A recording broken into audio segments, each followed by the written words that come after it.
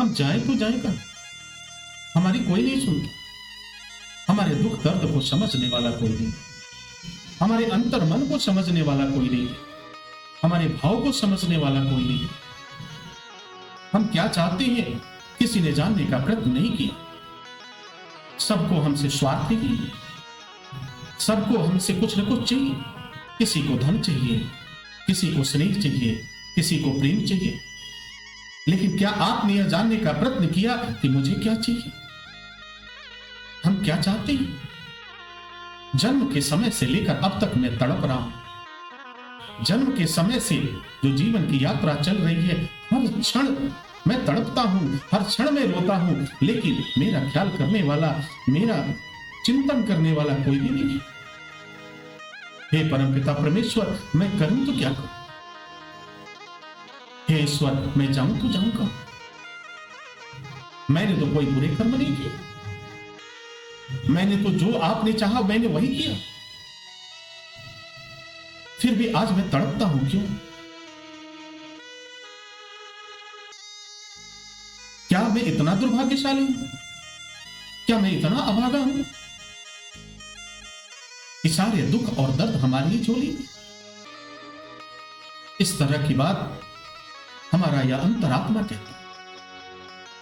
हमारी अंतरात्मा यह बार बार परम पिता परमेश्वर से यह गुहार लगाता है और कहता है, हे प्रभु, मैंने कौन सा पाप किया था कि आपने इस शरीर में भेजा, और इस शरीर में आने के बाद तो मैं प्रतिदिन तड़पता रहता हूं क्योंकि मेरा भोजन नहीं मिलता। आज वर्षों हो गए, वर्षों से मैं भूखा हूं, मेरी प्यास बुझती नहीं है। मैंने बड़ा प्रयत्न किया कि मेरी प्यास बुझ जाए, मैंने बड़ा प्रयत्न किया कि मेरी जिज्ञासाएं शांत हो जाए, मैंने बड़ा प्रयत्न किया कि उस प्रेम के परम आनंद को प्राप्त कर सकूं, परंतु हे परम पिता परमेश्वर, मुझे आनंद की प्राप्ति नहीं हुई।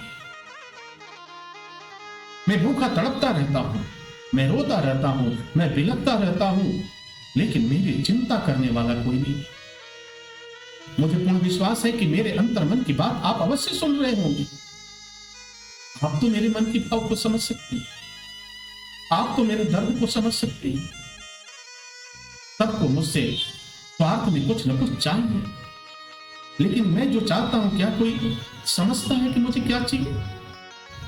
उस समय भगवान इस जीवात्मा से संवाद करते, परमपिता परमेश्वर भगवान श्री कृष्ण ने कहा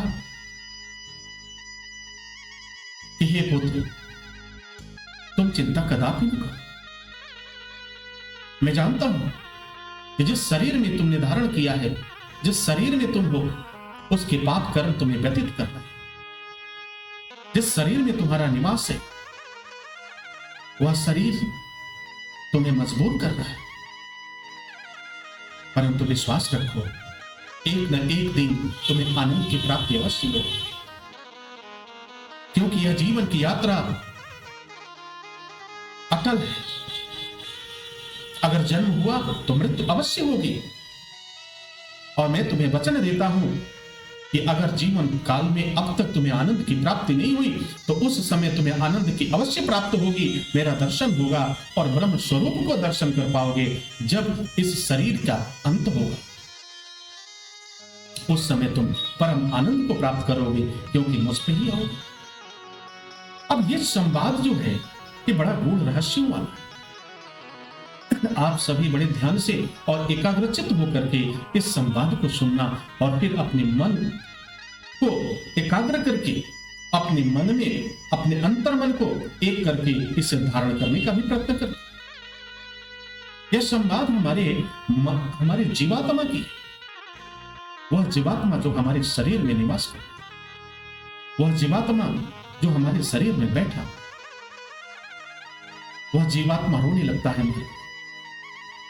अब इसमें बहुत से ऐसे महाराज बैठे हुए जो जिनकी जीवात्मा बहुत दिनों से रो रही थी, लेकिन वह जीवात्मा आज बड़ी आनंदित है। वह आनंदित इसलिए है कि आप इस कथा पांडाल में बैठे हुए हैं, हमारे परम पिता परमेश्वर भगवान श्री कृष्ण की गोद में बैठे हुए हैं। और जब भगवान की गोद में बैठने का शुभ अवसर मिले, तो वह आनंद का विषय होता है महाराज, वह असीम आनंद का विषय होता है, वह अद्वितीय आनंद का विषय होता है। तो आज जितने लोग भी इस कथा पंडाल में बैठे हुए हैं, वे परम पिता परमेश्वर के सदाचारी भाव को अपनाने वाले उनकी संतान। लेकिन कुछ ऐसे भी संतान हैं जिनको कथा से कोई मतलब नहीं, जिन्हें धर्म से कोई मतलब नहीं, जिन्हें कर्म से कोई मतलब नहीं, जिन्हें सात्विक कर्म से मतलब नहीं। उन्हें अगर मतलब है तो सिर्फ अधर्म से मतलब है, सिर्फ अधर्म से मतलब है। तो अधर्म का जब पोषण करो, जब अधर्म बलि होगा तो आपका जीवात्मा रोएगा। कहने का तात्पर्य क्या है?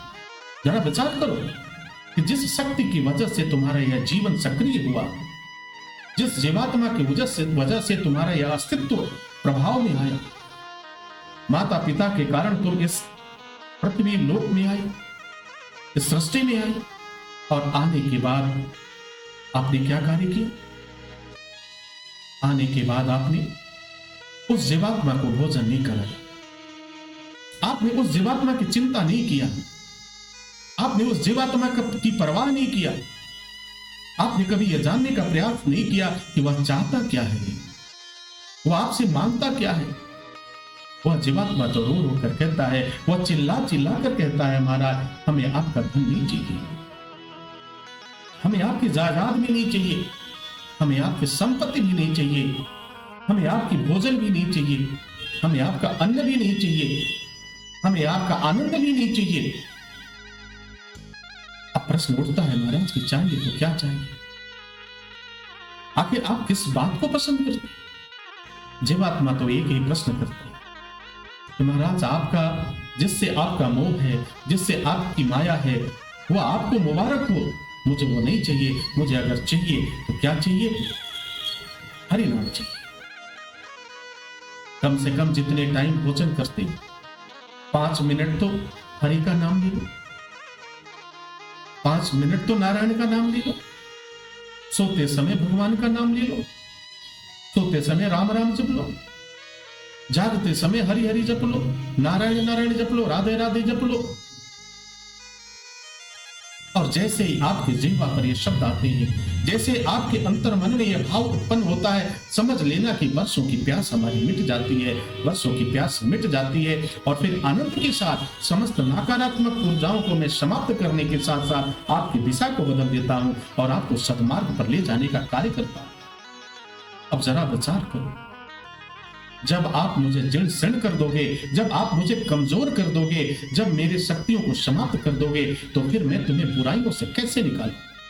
मैं तुम्हें बुराइयों से निकालकर अच्छाई के मार्ग पर कैसे ले जाऊंगा? यह जीवात्मा संवाद करता है आपने अंतर मन से, और परम पिता परमेश्वर को देखते हुए वो बार बार गुहार लगाता है, बार बार निवेदन करता है, बार बार प्रार्थना करता है। महाराज तो जीवन का अस्तित्व जो होना चाहिए वो कैसा होना चाहिए, वो भाव कैसा होना चाहिए, अब तक आप समझ गए।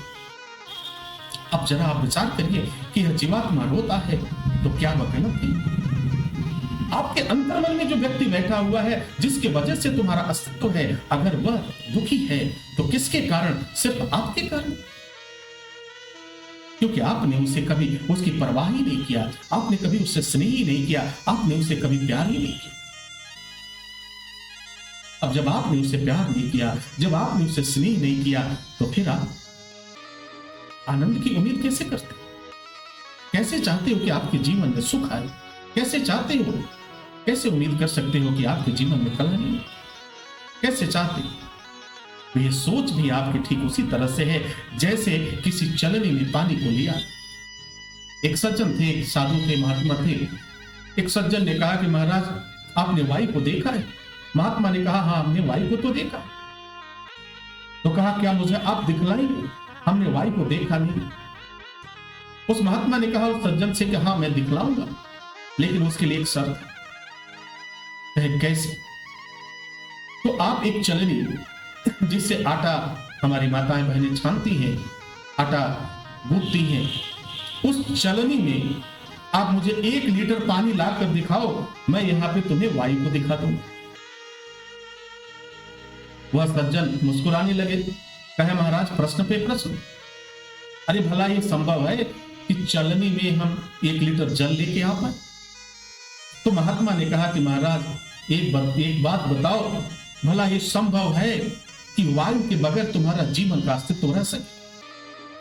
जिस तरह से चलने में जल नहीं ला सकते, जिस तरह से चलनी में जल नहीं ला सकते, ठीक उसी तरह से वायु के बगैर अपने जीवन की तुम कल्पना नहीं कर सकते। इसका तात्पर्य तो ये नहीं कि इसका अस्तित्व नहीं है, इसका तात्पर्य तो ये नहीं है कि नीर नहीं है, जल नहीं है, इसका तात्पर्य तो ये नहीं है कि हमारे पास वायु नहीं है। वह सज्जन इस बात को समझ गए और क्षमा मांगते हुए उस महात्मा से वह आगे बढ़े।